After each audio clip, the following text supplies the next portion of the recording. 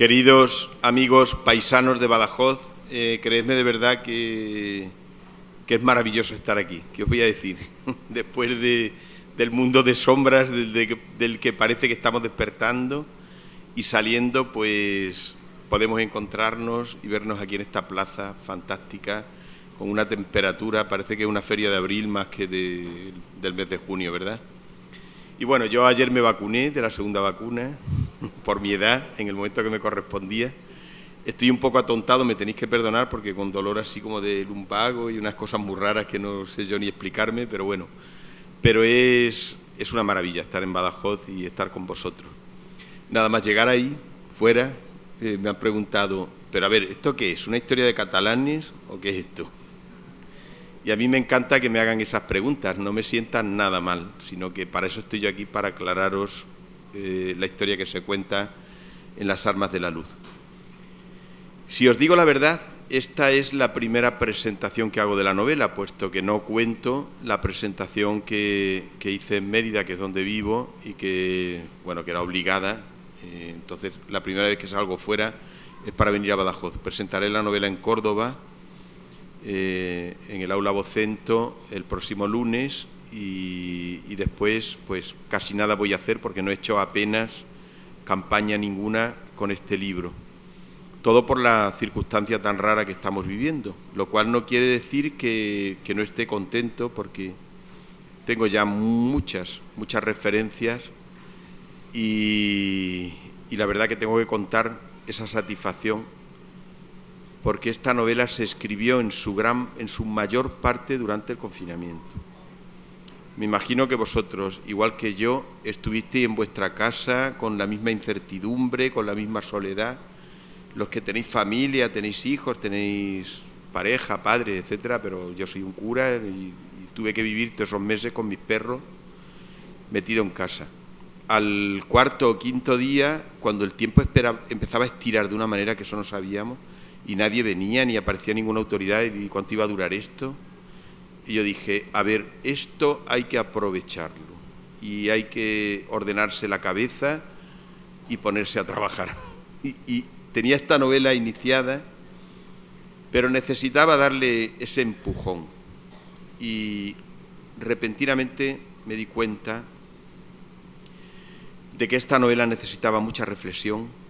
Era un viaje no solamente histórico, sino espiritual profundo, donde yo tenía que contar muchas cosas que no solamente fueran datos históricos o acontecimientos, sino cosas del alma humana. Y por eso ese título que surgió ahí como de repente, Las Armas de la Luz, que está sacado de una carta de San Pablo, que dice, pasan las tinieblas, lo voy a traducir literalmente, no como lo habéis oído normalmente, y se acerca el día, revestíos de las armas de la luz, porque todas las sombras que pasamos en el mundo, todos los momentos de oscuridad, podéis estar seguros que tienen después un amanecer luminoso.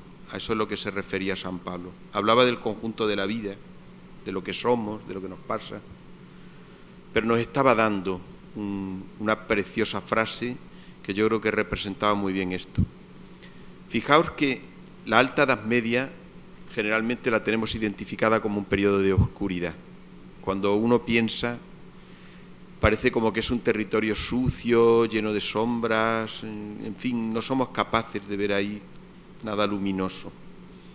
Y no es así, porque la Alta Edad Media es el crisol donde se forjan todas las ideas y todo el pensamiento que estará preparado para hacer luego la etapa luminosa del primer Renacimiento, que como sabéis dio lugar al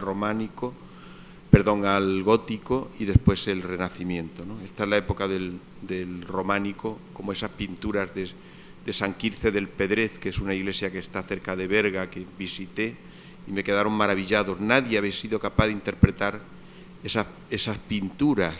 Me contaron los investigadores que habían trabajado sobre ellas durante años, que no eran capaces de encontrar el significado profundo, lo que realmente se expresaba ahí. Y de verdad, me vais a permitir la inmodestia, pero en un primer vistazo comprendí perfectamente lo que significaba todo eso.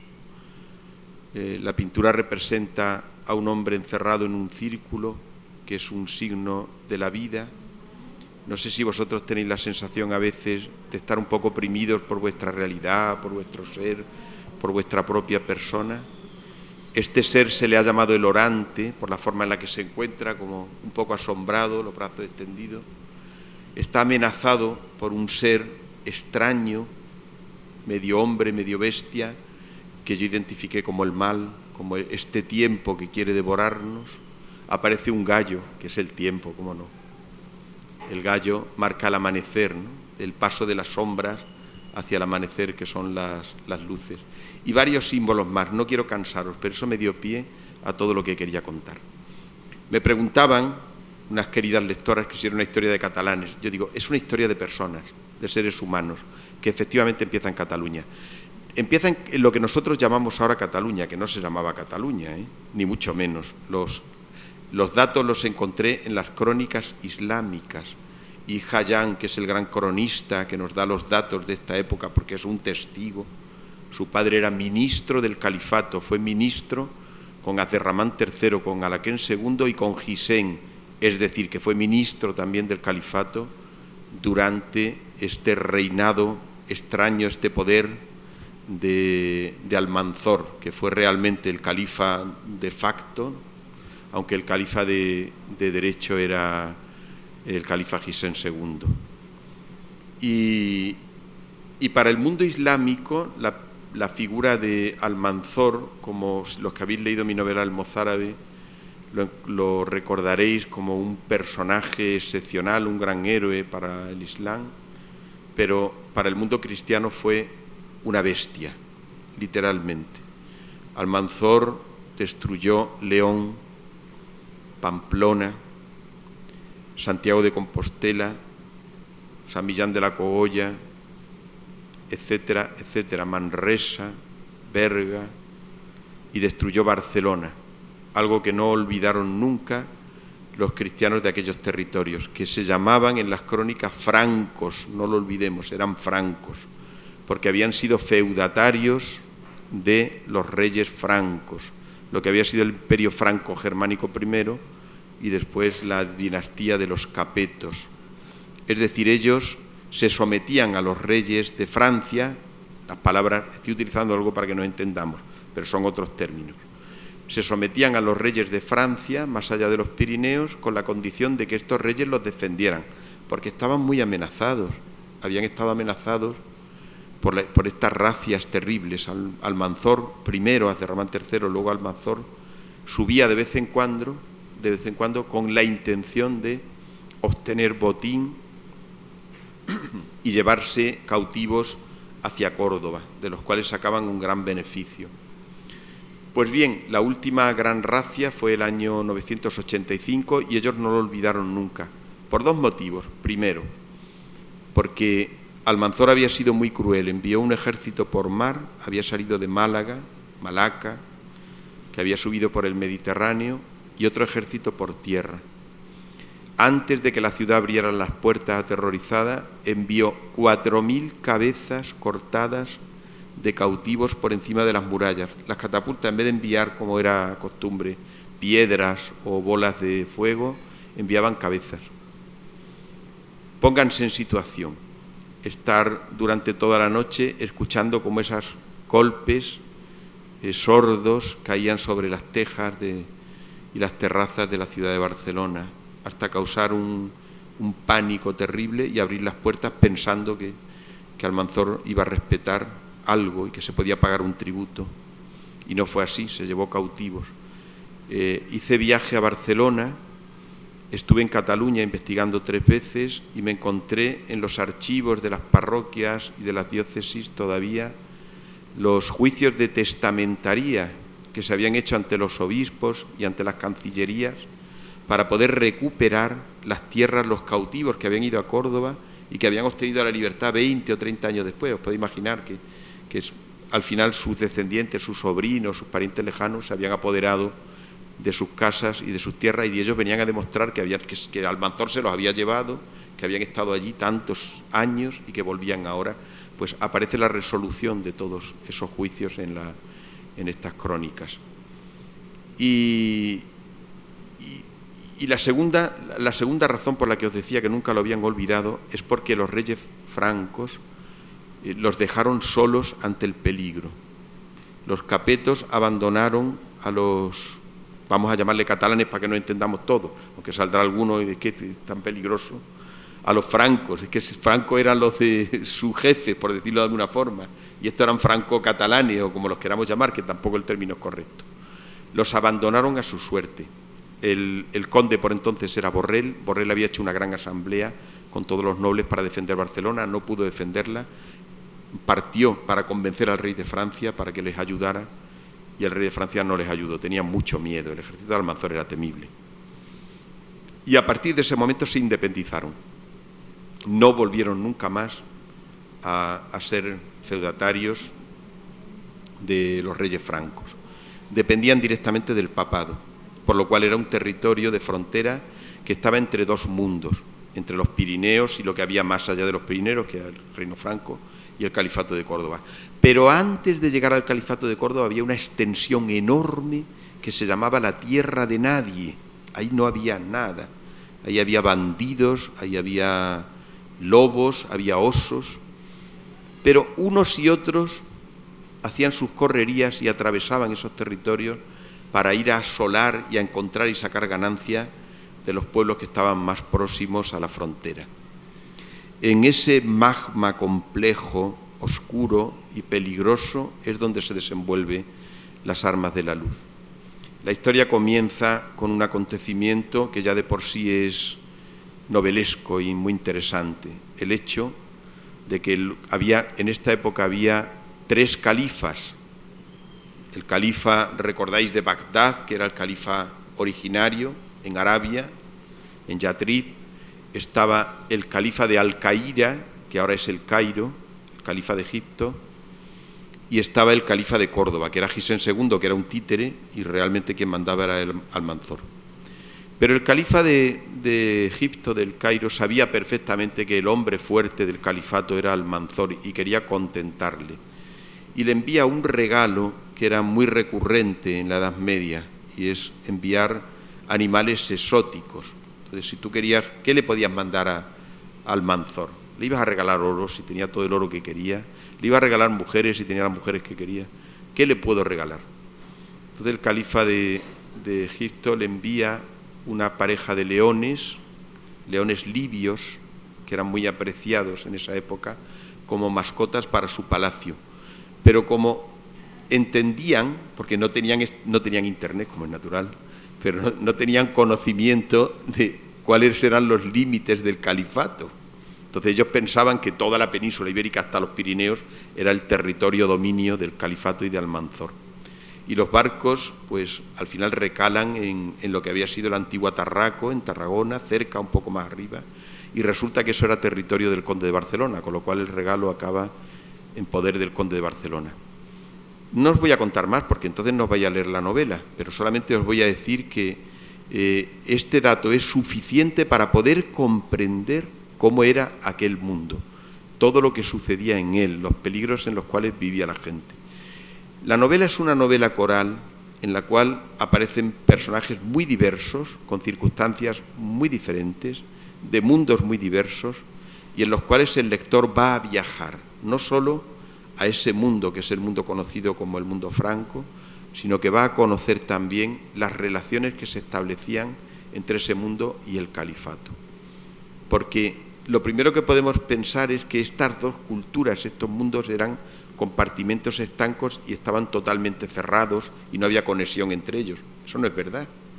Había francos que, cansados de su vida amenazada en Cataluña, no se llamaba Cataluña, lo digo porque alguno dirá, dijo Cataluña. No. Francos, pero no francos de Francia, francos de lo que ahora es Cataluña. Hay que precisar todo. Había algunos de estos francos de lo que ahora es Cataluña que, hartos de estas amenazas y de estos peligros, viajaban a Córdoba. Y cuando veían lo bien que se vivía en Córdoba, que era la ciudad más esplendorosa y rica de Occidente. Eso no lo había dicho ninguna crónica árabe, eso lo dijo la monja Godvinta, que fue enviada desde Germania en esta misma época a peregrinar a Córdoba y venerar las reliquias de los mártires romanos de Córdoba. Y cuando llega a Alemania, Germania, ella dice: es el ornato de Occidente, que no habría en Córdoba en esa época.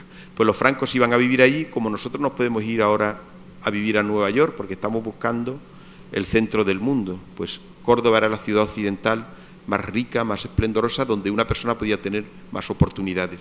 Aquellos jóvenes emprendían ese viaje, muchos de ellos dejaban sus tierras, sus padres, su herencia, y se iban a vivir a Córdoba con el dinero que tenían. Y aparece la historia de una pareja que emprende ese viaje. Esto era necesario para que el escritor nos pudiera dar la perspectiva de los dos mundos que están en litigio en torno al año 1000. La fecha del año 1000 no es una fecha simbólica, es decir, no porque cambiáramos de milenio ya hemos decidido que habían sucedido muchas cosas y que la fecha es importante.